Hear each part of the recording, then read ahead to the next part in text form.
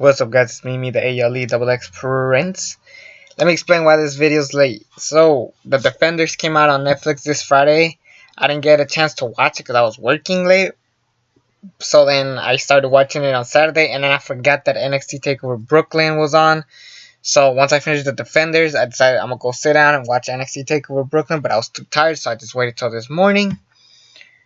And SummerSlam's going on as we speak. I'm at the kickoff right now. Dean Ambrose and Seth Rollins, they're having their video package. We just saw Miz and Miztourage versus Jason Jordan and the Hardy Boys. Okay match, but I really don't give a shit.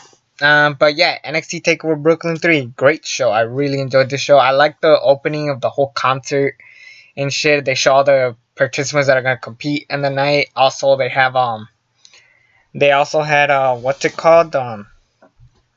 The homecoming of NXT. Basically, Brooklyn's like NXT's new home, I guess. So they had Nakamura, Kalisto, Owens, Joe, the Four Horsewomen, except Charlotte because she's dealing with the whole Ric Flair tragedy, which Ric Flair get well soon, man. But we kick off the night with one of the best matches of the night. Johnny Gargano versus Andrade Cien Almas. This was honestly one of my favorite matches of the whole show. The whole Johnny wrestling thing. They had like a whole section of Johnny wrestling, like the little face of Johnny Gargano's logo. There's like a whole section that was cool. This was a great back and forth action, and my favorite part was the ending. So the new girl that is with Cien Almas, she throws a shirt. It's a DIY shirt. He's like, oh shit. He just kind of got distracted. Cien Almas stole the victory, and Cien Almas beats Johnny Gargano. And I liked it because it made Johnny Gargano look strong, and it finally, for once, Cien Almas isn't jobbing out to people. Because I'm a big fan of Cien Almas, and honestly, this is the best run that he's had since his arrival to NXT. So I'm glad that Cien Almas is getting a push. Finally, it's a miracle at this point. Last year he jobbed off to Bobby Roode. Now he is having a great match with Johnny Gargano and winning with a story into it. So I'm really digging that part. So a great match from both these guys. Then we get Sanity versus the Authors of Pain for the NXT Tag Team Championships. This match I was not that excited for. This is my least excited match, and it was a great match. I really enjoyed the back and forth. I really liked, and I can't believe I'm saying this, Eric Young pulled off a great story. We all thought it was gonna be Alexander Wolf and Killian Dane, aka Big Damo, but as Alexander Wolf was about to tag in Killian Dane, he tags in Eric Young, and basically he's just playing mind games with the Author of the Pain. Nikki Cross gets involved, and they get thrown to a table, which is crazy. And at the end of the day, Sanity are your new NXT Tag Team Champions, which is, personally, I think that's a great idea just because Sanity is like red hot right now. And honestly, if they didn't win, I think they should have gone to the main roster. If Authors of Pain beats Sanity at this night, Sanity should have gone to the main roster simply for the fact that SmackDown is lacking on tag teams. Raw's doing okay right so far for now, but freaking SmackDown could use some good tag teams right now. But we get interference by the Red Dragon. Kyle O'Reilly and Bobby Fish attack Authors of Pain and Sanity. They get a huge ovation, then they leave. But that won't be the last time we see from them. Then we get the match that I was anticipating for the most, but I was kind of disappointed with it. Hideo Itami versus Aleister Black. I was about to say Tommy Yen, but alright.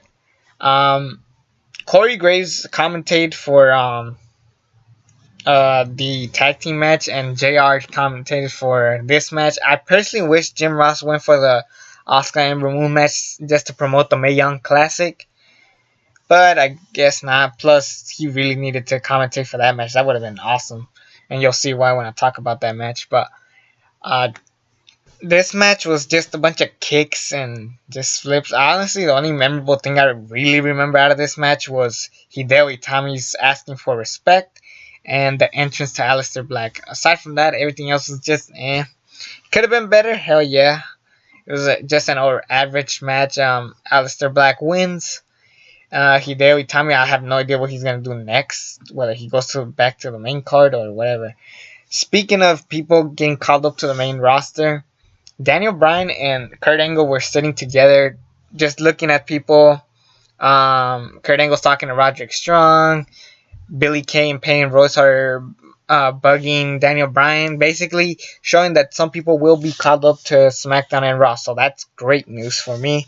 I think that's a brilliant idea. So yes, I'm excited for that. So yeah, that's gonna be exciting. So SmackDown and Raw are gonna get new people, and I heard that there's gonna be another shakeup, which I hope that doesn't happen. Please don't make that happen. Oh, Neville's in. Yeah, I'm watching SummerSlam right now. Neville's coming out. I don't know if you can see him. He's wearing all white. Yeah. So yeah, I'm watching that. Neville versus Akira Tozawa. It sounds exciting. So I gotta speed through this if I want to get to that match. But we get yeah, Aleister Black and Hideo Itami. Meh. If people get called up to the main roster, I think Hideo Itami, personally speaking of perfect timing, he could go to the Cruiserweight division. Maybe help that division out. Because, I don't know what you can do in SmackDown just yet. And 205 Live, we're lacking.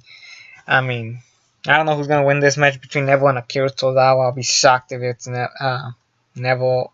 I mean, if it's Akira Tozawa. Personally, Neville would be a great option to win right now. But, I don't know. Who knows what's going to happen. Anyways, I'm getting distracted. Let's just move on to the women's match. Ember Moon, Asuka.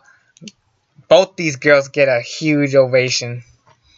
And rightfully so. This is the match that we should have gotten at NXT TakeOver Orlando. This match was fantastic. The match of the night.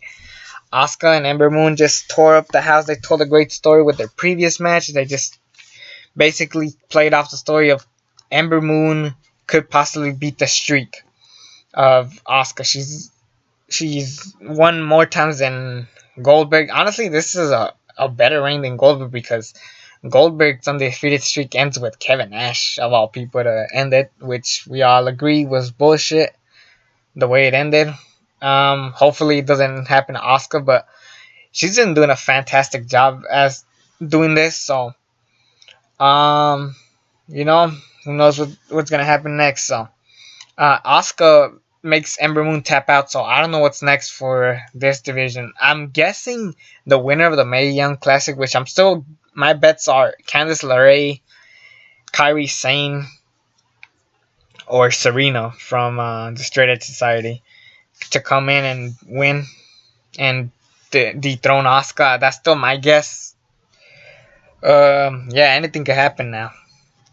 But this match was fucking amazing. I really enjoyed this match. Honestly, the best match of the night. And then we get Bobby Roode versus Drew McIntyre. Now, even though I wasn't that excited for this match, I still had my hopes up thinking this could be one of the best matches of the night. Wow, this match was pretty long and pretty lackluster for a match. It was just kind of there. It was kind of boring. And Drew McIntyre wins, and it surprises me because I'm like, okay. But that wasn't the main case of this. The main part of this whole thing was Adam Cole, baby. Adam Cole, Kyle O'Reilly, and Bobby Fish come out. They attack Drew McIntyre, and then they stand tall. That's how you end the show. That was great. That was great. Adam Cole and the Red Dragon. I know that the Young Bucks don't want to go to WWE, so I'm guessing that's why they chose the Red Dragon over this. So, I mean, fine with me. Adam Cole, Red Dragon, honestly, this is great. This is going to lead to some great TV for NXT because, honestly, NXT needs this. Because then they're going to need something to carry the show. And personally, Personally, what I want out of this is, I don't want Adam Cole versus Drew McIntyre. You know, Bobby Fish isn't called up yet, so I think they could hold off on him. They actually, he still has unfinished business with Roderick Strong, plus he deserves an NXT championship shot. So why don't we do this for NXT TakeOver Houston, which is the next TakeOver special coming up soon. But why don't we do this? A fatal 4-way for the NXT Tag Team for the NXT Championship. Drew McIntyre, Adam Cole, Bobby Roode, and Roderick Strong for the NXT Tag Team Championship. It's been a while since we had a Fatal 4-Way, so a Fatal 4-Way on NXT. We're getting one tonight at SummerSlam, so that could be great. And then we could have Asuka versus the winner of the Mae Young Classic, Red Dragon versus Sanity, or the Authors of Pain, whichever you pick. I don't know what they're gonna do next. Maybe hopefully Pete Dunne and Tyler Baker have their final rematch once and for all. So NXT TakeOver Houston, I'm very excited for, and I'm excited for the TV going in forward for NXT. This is an A- show. The best matches would have to be Ember Moon and Asuka, Johnny Gargano and Andrade Cien Almas. Those two matches themselves are good. Everything else is, it was good, but not as fantastic as this. Sanity versus Authors of Pain remind me of the Attitude Era of just everything's going back and forth. The managers getting involved. Everything about that was pretty cool. Aleister Black and Hideo Itami was a disappointment, and Rude and McIntyre was also kind of a disappointment. So, anyways, pretty good show for the most part. I recommend you to go back and watch it. It's actually a pretty fun time. SummerSlam's coming up. So yeah, Neville and Akira Tozawa is still happening. So, anyways, it's me, the AEW Double X Prince, and until then, I'm out.